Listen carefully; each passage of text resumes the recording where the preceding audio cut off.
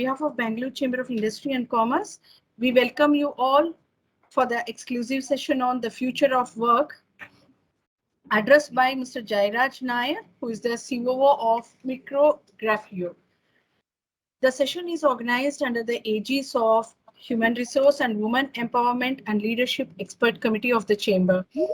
Thank you all the participants for making it convenient to join on this special session. The Chamber acknowledges the support of Micrographio for sponsoring this session. Especially, we acknowledge the support of Mr. Nandan Bhatia, who is the Director Enterprise Sales of Micrographio, for structuring the session. Thank you very much, Mr. Nandan Bhatia. The Chamber acknowledges the annual sponsorship of the events by our member organizations, Bueller, Fundramax, Wipro, MTR, and Sona Group of Companies. Now, I would like to invite Ms. Lavanya Pasishia, who is the co-chair of HR and Women Empowerment Leadership Expert Committee and who is the COO of Zivame, to take it over from here. Over to you, Lavanya. Thanks, Rupa. Thank you so much. Good afternoon, everyone. Thank you for taking out time and joining us in a very interesting session. This is obviously a continuation of the series, what we are doing. About 2 weeks back, we heard Mr. Nandan talking about how to kind of promote employee wellness and what is that the employer can do around it. You know, in continuation of that, as the working environment across us has kind of changed, I would not even restrict it only to working. I was just talking to Jairaj, you know, the kids have kind of changed. They have adapted digital as a medium of education so well. So, the life has obviously changed post-pandemic, right? Post-pandemic, the life is not the same way how we were kind of operating prior COVID. So what does it mean for organizations? So what are the new trends of working which has kind of emerged? Is it hybrid, or is it going to be we go back to like full-fledged working? Is it going to be a 4-day working, or we can completely switch over to work from home? So the organizations have to kind of evaluate what works best for them and build their strategy around it. You know, like there are companies who are kind of coming back and saying that we will just do about 4 days a week working. People are talking about 3 days compulsory in office. Organizations have also accepted certain roles to be completely work from home, which actually helps them to save the seat cost. So what does it mean? Are all these trends are going to be temporary, or they're going to be permanent in nature? What does it mean for the organization in terms of the cost, whether these are the avenues? Does it mean they will get different talent than what they were looking at it earlier? So what does this change mean for them, and how do they kind of adapt and include this as part of their culture, and how does this impact the decision making strategically? To just talk about that, I'm going to invite our speaker for the day, Mr. Jairaj Nair. He has had distinguished career in banking and ITES for over 27 years and has worked in Standard Chartered, ABN AMRO, and iGate Global Solutions, Emphasis, to name a few. Earlier this year, he joined Micrographio. It's an integrated workspace, workforce, and essential service provider, which has the motto of empowering non-metro economies by disrupting the urban heavy workspace ecosystem. This is a very interesting concept, I think. So the government is also looking at how to develop smart cities, and I think so Micrographio, has the same thought process and can play a very important role around it. Jairaj believes that essential plumbing for achieving high growth in our non-metro towns is and will be important over the next decades, and you will see this change really coming in the near future. So he wants to be part of this journey, and we are really looking forward to hearing his thoughts about how this change will impact the corporate and what the corporates have to kind of look out for. Over to you, Mr. Jairaj. Yeah, thank you so much, Lavanya, for that wonderful introduction. Good afternoon, everybody. My name is Jairaj Nair. I am COO of Micrographio Services Private Limited. Lavanya did introduce Micrographio, very succinctly. I will just take one more minute to say what we are and what we believe in. Right? We are a social impact zebra startup. Now, that's a very interesting concept. What is a zebra startup? Zebra startups are not there to disrupt the market and to create like a million customers in 6 months to get huge valuations and so on and so forth. We are here because we believe in a cause. We are here because we want to grow in a normal market, achieve profitability, and demonstrate it over a period of time. So it's basically what Zebra stands for, right? Black and white. We want profit, but we also want to support a social cause. So our social cause, as Lavanya laid out very nicely, is to grow our tier 2, 3 and rural centers socio-economically, right? So I will come to that in the later part of the presentation, but let me start off with future of work, right? Well, this is an evolving space. Nobody can say for sure what is the future of work. And if I were to very categorically state that this is how the future of work is going to be, then in the old-fashioned Greek way of saying it, it will be called the way of the fool, right? Like fools venture in where angels fear to tread, kind of thing. But we have experienced the past 2 years. We know what is evolving, and there is a huge amount of research which I have looked at over the past 10 days to put this presentation together. So I believe this is the way it is going to evolve, and future disruptions and black swan events like the pandemic that we experienced in 2020 might happen. But at this point of time, I believe this is how it's going to look, and I'll share that with all of you over the next say 45 minutes or so, and then we can discuss it in a little more detail.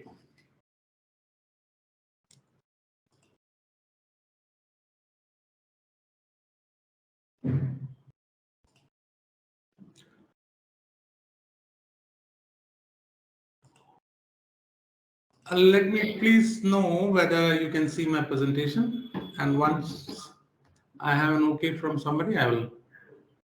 Yes, Mr. Jairaj, we can see your presentation. You can put it in the presentation mode. Is this good? No, it's you just need to put it in the presentation mode, the cup below. One moment. This one.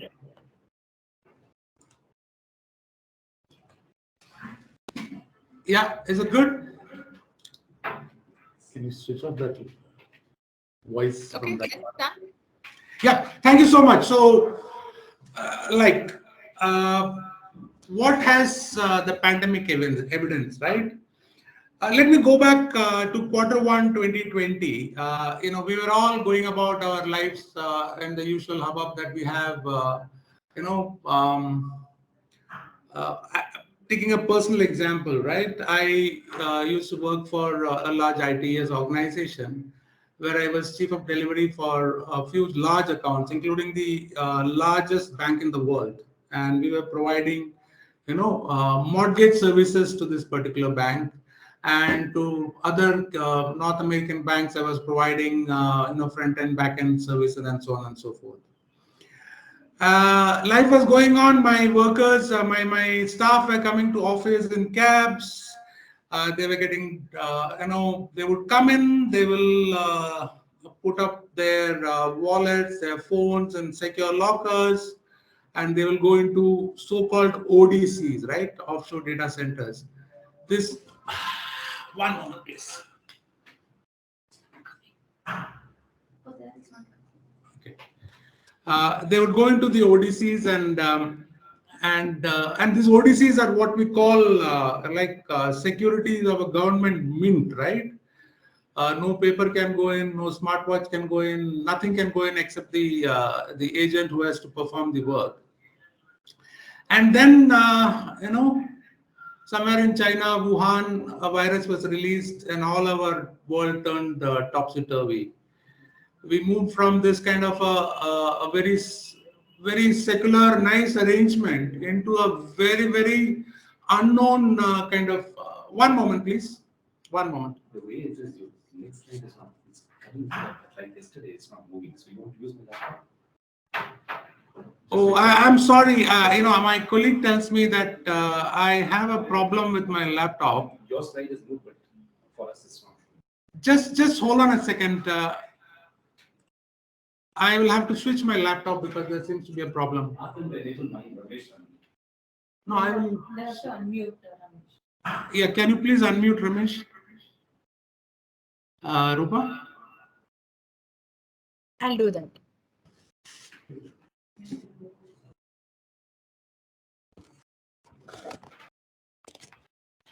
Oh, the presentation is not on that one. Huh? Hey, I'm sorry, there seems to be some kind of technical problem. I was on slide 2, but I believe on the slide had not moved on the presentation. Let me try again because Rupa, you will have to guide me through this. Please let me know whether you can see my screen and whether the slides are moving. Can you see my slide? Yes. It's in the second slide. Yeah. In the presentation mode, I believe it is not moving. Can you see my slide? Yes. If you have any problem, you can please share the presentation to us. We will present it and you can navigate. No, it's a massive file. Okay. So you cannot. I am going to move one by one. Let me know whether you can see it. Yes, the slide is visible now. Yeah. So I'm not going to go on presentation mode. I'll just share slides one by one. Is that okay? Yes, please. Okay. Thank you.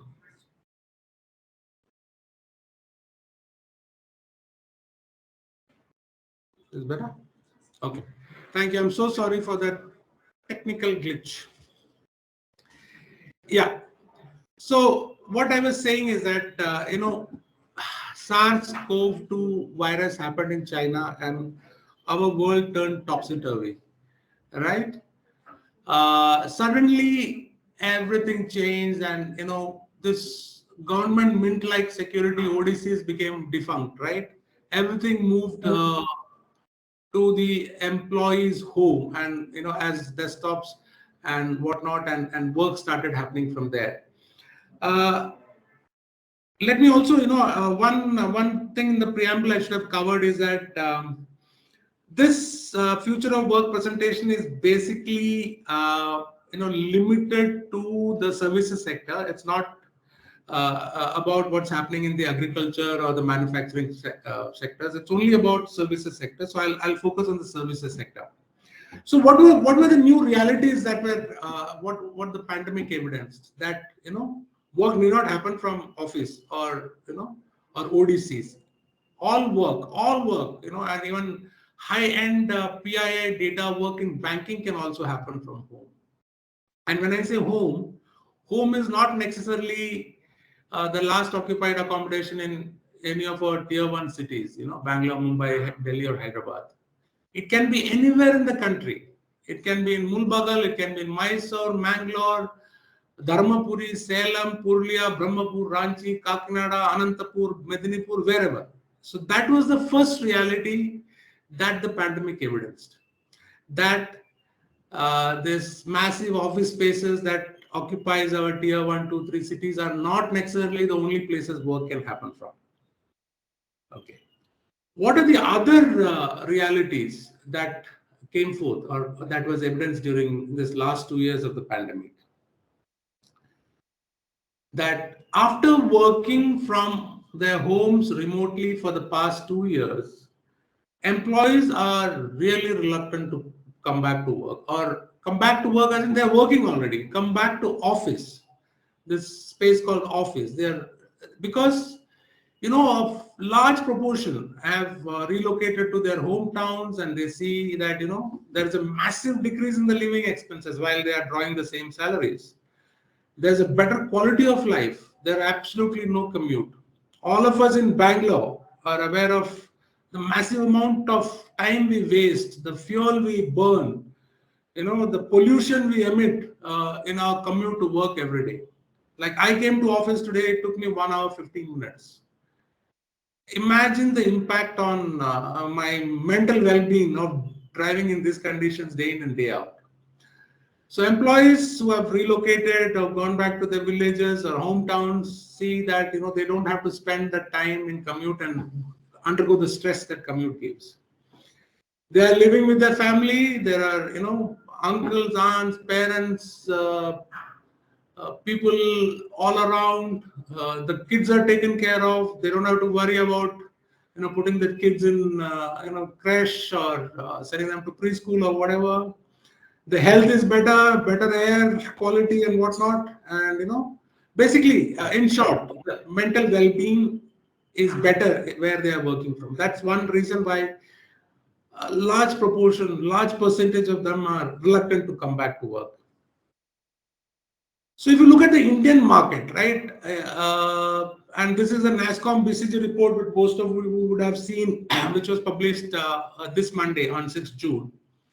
They want only 5% of the techies. 5% of techies want full-time office. The rest are reluctant to do full-time office. And here the operative word, or the word to note, is full-time, right?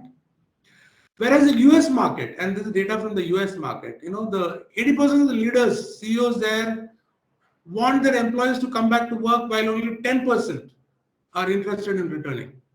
Now this is 500 basis points better than India, but still it's a very low proportion of the active workforce which wants to come back to office.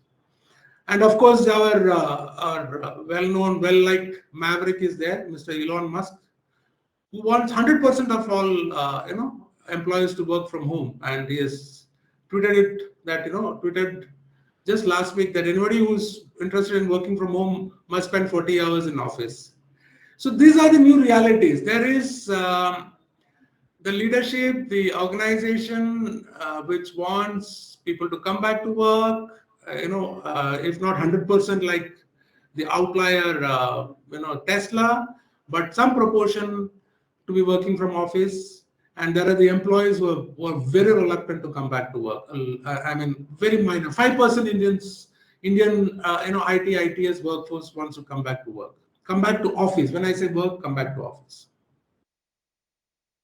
So what are the other realities that this kind of I would say a very unhealthy or healthy, whichever way you want to look at it, tension brings forth to the workforce and the organizations that employ them.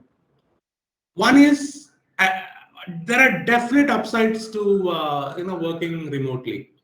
As I already mentioned, there is commute time, there's a cost of commute, there's a cost to environment. Basically the productivity loss that goes in spending 2 hours, 3 hours up and down from home to work, that is gained. For the employees, the cost of living has come down drastically in tier 2, 3 rural areas, because they don't have to pay rent. The electricity cost and the travel cost has gone down. They feel better physically, mentally, because of being with family. And for single folks who work out of urban centers, there is less loneliness that they suffer. Other benefit that is accruing is that one, the differently abled population, which is qualified and which has limitations of working from office, can actually be tapped into by organizations to enable them to start working. That's one.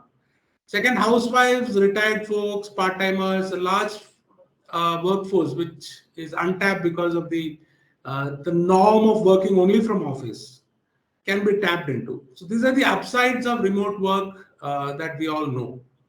Now, what are the downsides? The biggest to me is, because as per me, to my mind, is the fact that company culture or social capital is dwindling very fast. Now, I'll spend some time on what I see as social capital, but company culture, we all know what that is, right? It's losing out in this remote work environment.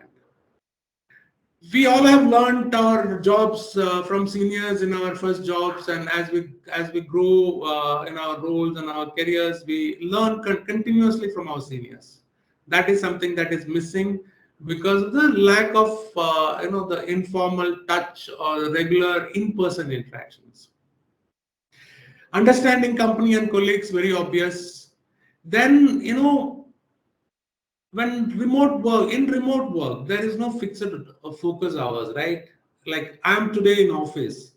The moment I enter office, the moment I leave, typically for a large portion of, not for leaders and managers, but for a large portion of workforce, there are fixed working hours, the fixed focus time where they have to contribute to the company. That's gone out of the window. We are all working longer hours from home, and there are no fixed hours. It can be, early morning, late night, midnight, as work calls and as demands arise, we have to spend that hour. And because there is nothing else to do, people spend longer hours at work. Then the fatigue of working only on a system, a desktop, without human touch, get-togethers, bonding, and so on and so forth, is really taking a toll. I was telling Lavanya that I will be today talking about my son. My son he graduated from RV College of Engineering, and he entered the workforce in late 2020. He's been working for close to 1.5 years now, and when I see him, he was onboarded remotely. His laptop, two laptops, one for the company and one for the client, reached home. He was, as I said, onboarded remotely, trained remotely, and he's been working remotely since then. So 1.5 years. And, me, old-fashioned, guy, old, I would say 27 years in the industry, I feel a little sad when I see him in that, I see what all he's missing out on. He's missing out on the office environment. He's missing out on the water cooler talk, coffee breaks, get-togethers, company events, all of that, which builds, social capital, which basically is defined as a company culture. That is, he will take time to acquire. He will take time to learn, understand, and so on. That's one. Second is, we all know that in the real world, work happens out of relationships, working relationships. You have relationships with your boss, your team, cross-functional teams, right? So when I go to work, I get to meet not only my team, my boss, my team members, but I also get to meet people in sales, marketing, operations, finance, admin, and so on and so forth. And there is an informal bond of working for the same company and close friendships that develop. Those are missing. If this working relationships can deteriorate with your direct team, imagine what working relationships will be with cross-functionals or non-direct teams. So that's another downside. Also leading to digital isolation. Again, I mentioned about it. No human touch, only working on a system. And as I mentioned, my own son, right, young and new workers, they are losing out on a few things, right? When you work from office, they are onboarded, as per company requirements. They're trained. they get the human touch. All of that is currently missing. And, once the novelty of this wears off, right, they are going to lose energy, is again what I feel, right? And what is the way forward? There are the upside. There's a new reality that remote work is here to stay. There are the upsides and downsides of remote work and not working from office. So what does it lead to? What is the future of work? Where are we going? And in this context, as I mentioned at the beginning, right? General trends, industry thought leaders, worldwide HR and other leadership, they're all coming together to basically point the way forward as hybrid work, and which I call the great reshuffle, right? We were in a complete work from office environment to a completely remote environment. Both have advantages, disadvantages. How do we reconcile the two, and how do we move forward with that? And that is where hybrid work comes into play. TCS, the largest IT organization in the country, is late 2020 itself. They, if I recall correctly, they announced a 25 by 25 program, which basically that only 25% of their workforce will work from office by 2025. They announced it like 1.5, 2 years back itself. Every other organization is coming together to now say that future is hybrid. It will not be completely remote. It will not be completely in office. And here are some statistics of people who are like 57% people, and this is not just Indian stats. This is statistics worldwide. That 57% of employees are considering shifting to a remote hybrid model. A large proportions of leaders are already talking about investing in tech and space to redesign meeting rooms to basically make it hybrid friendly. LinkedIn data shows that you're likely to get 3 times more applicants if you say that the work is remote, right? So these are some of the statistics which point very clearly to that we are moving to a hybrid work model. Okay. Now, having established that, that the future is hybrid, what does this mean? What are the models that organizations and leaders will have to basically reimagine, rethink, remodel, and move their organizations towards this kind of hybrid work models? And this, the next few slides, I'm presenting only from a employee point of view, right? As far as the employees are concerned, having experienced remote work and also having experienced work from office in the prior years, there is a new equation to work, right? And that is, I call it the worth it equation. And the worth it equation, the statement is that work is only part of life. And to give some examples, and we have seen over the past 2 years, once the lockdowns were relaxed, people started getting out more often. We saw a surge in luxury cars sale, if you all recall, and that's still going through the roof, right? Not just India, worldwide, people are splurging on the Mercedes Benzes, the BMWs, the Audis, and the Porsches and whatnot. Basically, people have realized that we are all mortal and we have a life to live, and work is only part of life. And to contextualize in the future of work context, basically what it means is that employees are going to prioritize family and personal life, health and well-being over, dedicating their the prime youth years of their life to working, right? Which was the way some of us, did our work when we started our careers. So, like I already mentioned, people are considering switching to remote, people are considering switching to hybrid. One more item, one more, characteristic is that new generation, right? Including my example of my son I gave, the generation Z. They are going to look at alternative sources of income also apart from working for an organization, right? So this is something that organizations will have to deal with in the future. It's not going to go away. The age or the days of single employment is in my view is going to wither away very soon. People will look at dual employment, or people will look at part-time jobs. People will look at doing business on the side, and so on and so forth. So for leaders, the challenge will be to create a culture that ensures that all of these are taken into consideration. Employee well-being is top of the agenda.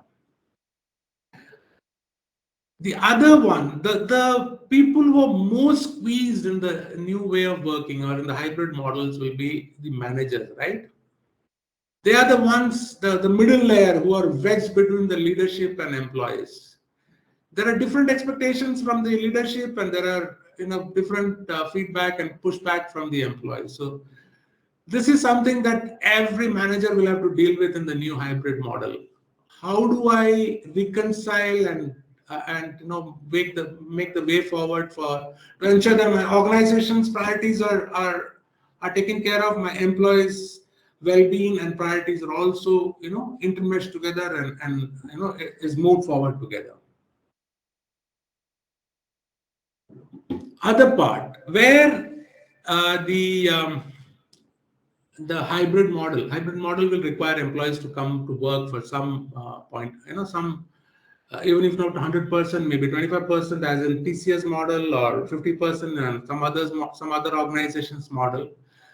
But the managers, again, those who are wedged between the leadership and people who actually produce on the shop floor or in the ODC, so to say, they will have to make the office worth the commute. So they will have to create agreements and norms within their teams as to how often we will meet, when we will meet, and why we will meet. And today's workforce is very demanding and very questioning, which is very good. In that, okay, I'm coming to office. I am already delivering the work from home. If I am coming to office, what is it that we will achieve in office, right? And what is the advantage of coming to office versus 100% working from home? So those agreements and norms will have to be determined, will have to be agreed. It has to be a very democratic setup, and that's the future of work. It has to be a very democratic setup. I can no longer demand that 100% of my workforce be in office for 40 hours a week, 160 hours a month. It's not going to work. Those days are gone. So future of work, new agreements and norms will come into place. I'll just give you an example before I exited Emphasis. We were already large task force was in place to determine the way forward. I was also part of the task force, and we reached a conclusion, or we reached, and this was endorsed and popularized by the CEO, that you can work from anywhere, but collaborate in office, and that is a very important piece. The other changes that I foresee is that flexible work doesn't always. I mean, I already mentioned that when we moved from office work to remote work, the fixed focus hours, that concept went away. So everybody was always on work. I remember, right, in office we use, let's say for example, on average we have 3 meetings in a day. When remote work starts, the entire 9 hours were in meetings. And if you had to get work done, it was outside of those 9-hour meetings. So work started early and finished late and used to be 24/7. So some data from my research shows that about 250% increase happened in meetings. Time workday span increased by about 13% worldwide. Right? How does the future of work and how do leaders manage this going forward? It'll be through, as I call it, asynchronous working. What does asynchronous work mean? It means that it's non-linear and non-time bound, right? And it's basically focused on goals rather than activities, and it's basically focused on contributions rather than presence. So how do you go about it? You go about it by reducing meeting time. You set clear agenda. You share documents ahead of meeting. You set expectations. This is for leaders, the future of work, right? Set expectations on response. And to combat the digital fatigue, you give breaks during long meetings. You schedule long meetings only during the first hour of the day, like morning 10 to 11. As we in Micrographio practice that. Every long meeting is only in the mornings. There's no meeting in the afternoon, right? It's a change we have incorporated into our working model. And basically start meetings 5 or 10 minutes after the hour, so that there is that breathing time that everybody gets. So this is in terms of flexible work, models to change, to move away from the always on model. What does it mean in terms of social capital? I touched upon social capital. Okay, what is social capital? I've mentioned it here. Basically, it comes from knowing each other over a period of time. It comes from the goodwill generated through interactions. It comes with helping each other with knowledge. It comes from mentoring your juniors. It comes from passing on your experience, sharing your experience during interactions. And it comes from natural human kindness that comes with familiarity, right? You're always kind to your friends. That needs to be built on. That is one reason why people or organizations have to move back to or move to a hybrid model from the remote only model, right? Because as we all know, social capital is critical to an organization performing better. It reduces turnover, it reduces absenteeism, it helps in innovation, it helps in information flow, it helps in creativity, and it creates an environment of creativity and innovation. So how will this be in the new hybrid model?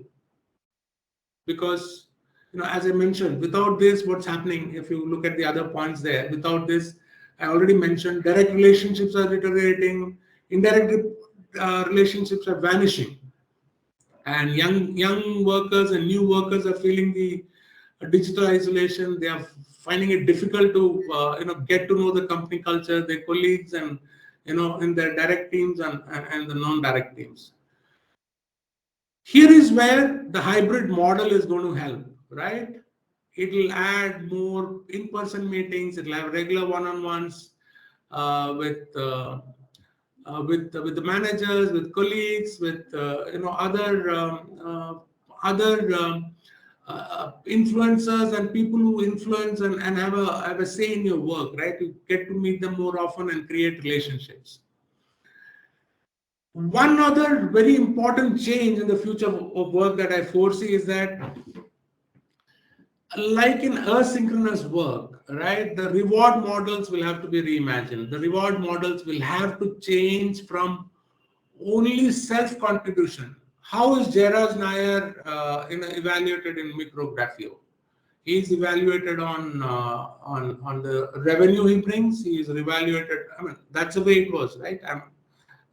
Okay, let me take an example of my previous company. I was rewarded on the revenue I generate, and I was rewarded on the gross margin I bring in, right? These were the two most important things. There are other criteria also, which is your employee satisfaction, your customer satisfaction, your KRAs, all of them be met, but those are not important. what your incentive or bonus depends on is basically revenue and gross margins. Basically, that directly impacts your company's top line and bottom line.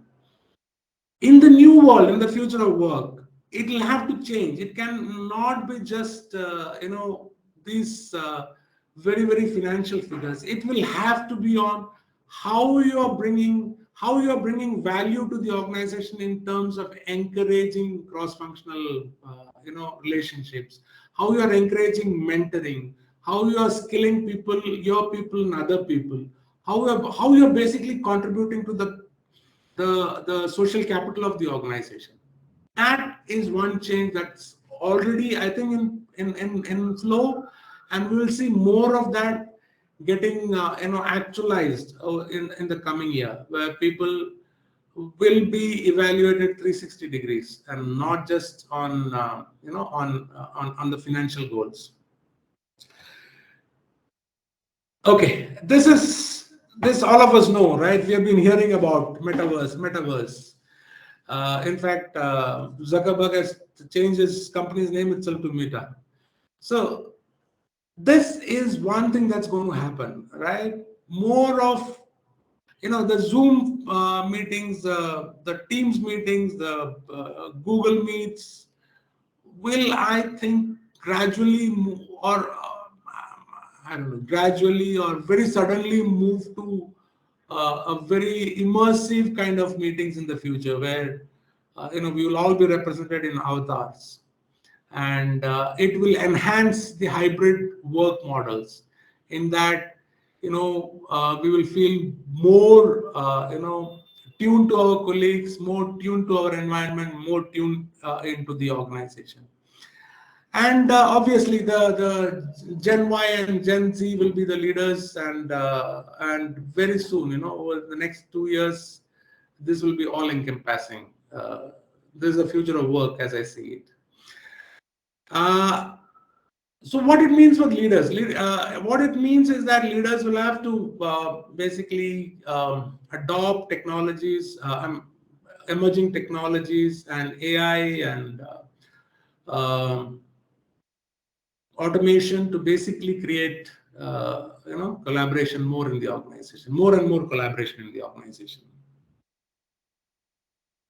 Okay, so having covered what were the new realities and what it has led to, and what is the future from a go forward from those realities to ensure that the workforce is taken care of in their morale, in their skilling, in their training, in their productivity, in the hybrid models, and what from a human resource and technology point of view, what needs to be in place. What is the way we can, very simple. Now, all of that, if you distill it down to a simple workable model, what does it mean? It means that you have to create working spaces for the hybrid model to work in tier 2 and 3 cities, where a large portion of your workforce currently is, right? Which means, you can opt for co-working spaces in tier 2 cities where the numbers are very small, or you can create satellite offices in tier 2 and 3 cities where the numbers are really big, right? If the organization is only based in Bangalore or Bombay or Delhi, they should look at creating satellite offices in Indore, Chandigarh, Faridabad, Jaipur. They should create satellite offices in Mysore, Mangalore, Coimbatore, Tirunelveli, Vijayawada, and so on. And the model is obviously a mix of home and office. What this also means is that every organization will have to digitally enable this workspace and empower their workforce to work in an uninterrupted manner without loss of productivity, and basically enable work from anywhere. I will now play a small clip of the leading technologies that's going to happen in BYOD and cloud PC workstations, right? What we are seeing is that Many companies have already gone down the path of acquiring talent in tier 2, tier 3 cities. But what's happening is that since the laptops have to be couriered from their offices in Chennai or Bangalore or Bombay or wherever, there's a loss of productivity or loss of time that's taken to courier it, set it up, and so on and so forth. So one technology solution which is coming into place is cloud PC or workstations. I'll just play a short video on how this is being enabled across India. This is the Microsoft Cloud Solutions leader talking about large IT customers coming to us and saying, hey, I'm losing billable days because now during the pandemic, many of my employees have moved to tier 2 and tier 3 cities. Correct. And for them, cost of living is much lesser there, so they prefer to stay there, and they feel there is no reduction in their productivity. And I need to encourage and support that sort of a hybrid workplace environment, right? So that is where the time taken to ensure that a laptop goes to these tier 2, tier 3 cities, ensuring it is setting up, they lose 10 to 15 billable days. And think of the scale at which they could possibly lose. That's where technologies such as our Windows 365 Cloud PC, where the environment can be streamed down to the employee bringing his own device or even a thin client, becomes very, very pertinent. Absolutely. Okay, so that's on remote or cloud PCs and workstations being the new norm. You can hire a person in let's say Kanyakumari, and you ask, how do you onboard that person? He gets his own laptop. You stream in your organization assets and rules and policies remotely onto his laptop, and immediately make him billable, trainable, or whatever that an organization in Bangalore or Chennai or Delhi or Shimla or wherever can do, right? So that's the future of work. That's how it's going to be. So basically distributed workspace, distributed workforce, and this is where I just want to reintroduce Micrograph to you. We are in the space of providing space, workforce, and valuable essentials to make organizations ready, performance ready in any location which is tier 2 and tier 3 in India, right? So we have spread about 300 locations. You can work from hotel, you can have campus model, you can have women only centers. We provide talent acquisition services, skill development services, employee engagement and well-being, and so on. And we also provide you the ODC or the workspace. We provide you the IT support. We provide you the integrated facility and administration services, which basically enables ITS organizations to start work from anywhere in a 30-day or a 60-day period from the time they decide to set up. And our other product is what we call the Office Plus. So this enables your employees or the organization's employees to work remotely anywhere, anytime, right away. All it needs to do is go to our site berightia.com, select the workspace you want to work out of, type of facility you want, type of basically it can be a hot seat, it can be a work seat, it can be a meeting room, it can be anything else that you would prefer in that workspace in your home. You can select, book, pay, start working from there immediately. So two solutions, one is Office Plus and the other one is curated satellite offices. We have been in operations about 7-8 months now, and in these 8 months we have created about 25 centers in 13 locations across the country for our curated solution, which is a satellite office. We have 1,500 plus partner centers in 300 plus towns across India, where any remote employee can go in and work, with all the facilities and the environment of an office. And we basically focus on tier 2 and tier 3 towns because, as I mentioned, we are a zebra startup with a very real societal goal of enabling socioeconomic growth in this towns. And we have given up a very ambitious target of creating about 250,000 new jobs in tier 2 and 3 towns in the next 5 years. So, well, that's Micrographio in brief, and these are my thoughts on the future of work. My name is Jairaj Nair. I'm the CEO of Micrographio Services Private Limited. With that, I'll stop sharing and pass it back to Lavanya. Yeah, Mr. Jairaj. Yeah, it's very interesting. So how do you? Okay, I'll probably ask one question, which was like coming to my mind. See, we are all talking about employer giving the option to the employee, saying that to work, say probably in a hybrid, allow them to choose whether they want to work online or offline, right? So we are kind of, so that's the culture which employers are thinking to kind of promote, right? But what from an employee perspective, which is better? Is it the offline working, or is it the hybrid, or is it the online? In terms of keeping career progression in mind, what would your advice be? So, that's why, Lavanya, I tried to balance out both views, right? As to what are the advantages of working from home and what are the disadvantages of working from home. To my mind, a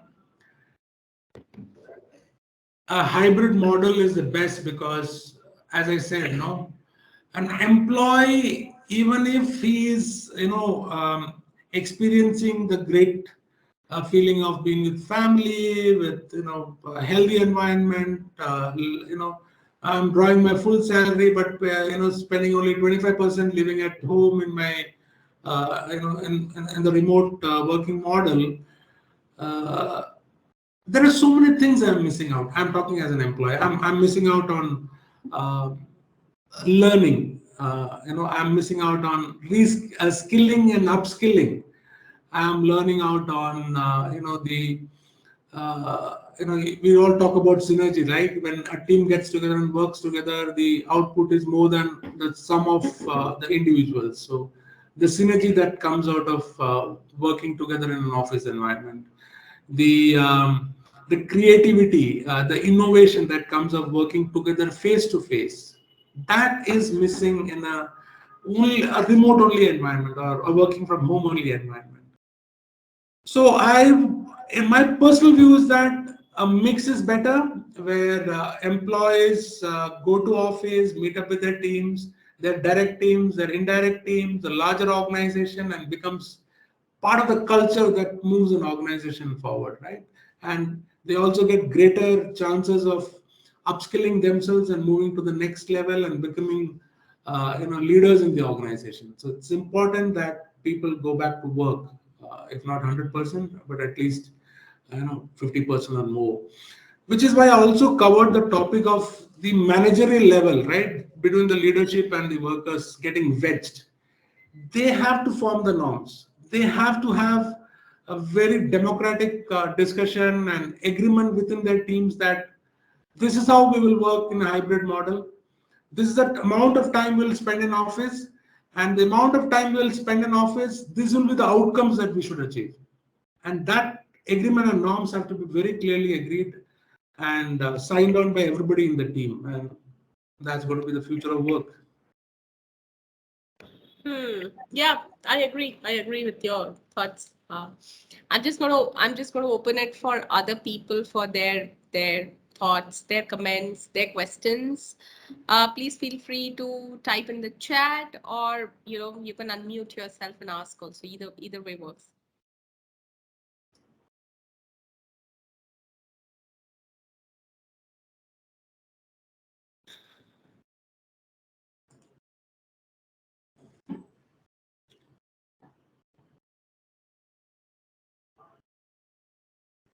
Okay, one thing, since people are not asking, one more thing I wanted to ask you about is what we didn't touch about is global opportunities, you know. So I think so the larger organizations are looking at global talent and not restricting themselves only to a local talent, you know. So in future of work today, while we talk about competition being very restricted only to a local talent, what I do see is that say like you picked up your son, you know, the younger generation is going to actually compete with the global talent when it comes at least to certain spaces like tech and all that, where people are okay to kind of hire people, you know, from global. So the pool of talent which is available for certain kind of roles has become much global than looking at it only local. As we remove the restrictions of people being available locally, you know, so the access to talent has kind of really changed. The pool of talent is like kind of changed, and companies are looking at, you know, solving that through, you know, certain things as how it is available globally. So do you have any Absolutely. thoughts around that? Absolutely. And Lavanya, that's a great point that you made. I didn't cover it in my presentation, but it's there for everybody to see, right? And that is one research point that kept popping up in all the research that I did for this presentation. That you know, talent is now available anywhere, right? Let's say, for example, um, let's say Infosys has to you know, hire a very niche skill, a large number of people for a very niche skill in Bangalore. Let's say they wanted, in the earlier era, what would happen is that if this client business is based in Bangalore, all these 500 people have to be recruited in Bangalore, right? So there was a big competition, or rather, you know, in competition in acquiring these skill sets, which meant that they will have to poach from other similar, you know, services providing organization, and you know, the wage bill goes up all over the place because you know, you have to have that 500 people by a certain date to, you know, deliver service to a contract they have signed. That limitation is completely gone away. It doesn't really matter where these 500 people are, right? If Infosys hired a person for this niche skill from Delhi, that person had to, you know, kind of disrupt his life. He had to relocate from Delhi to Bangalore and, you know, resettle in Bangalore and work for this company. Now it doesn't really matter. You can hire 500 people in 500 locations in India. And why India? You can hire this skill in Czechoslovakia, not Czechoslovakia, no longer. You can hire this skill in Czech or Slovakia or Poland or Hungary or South America, anywhere. So that is a drastic change that has happened in the new work environment. And that's going to be a reality going forward. There will be no location constraints on hiring talent. Talent available anywhere in the world can be tapped into by any organization. Wonderful question, Lavanya. Thank you for asking that.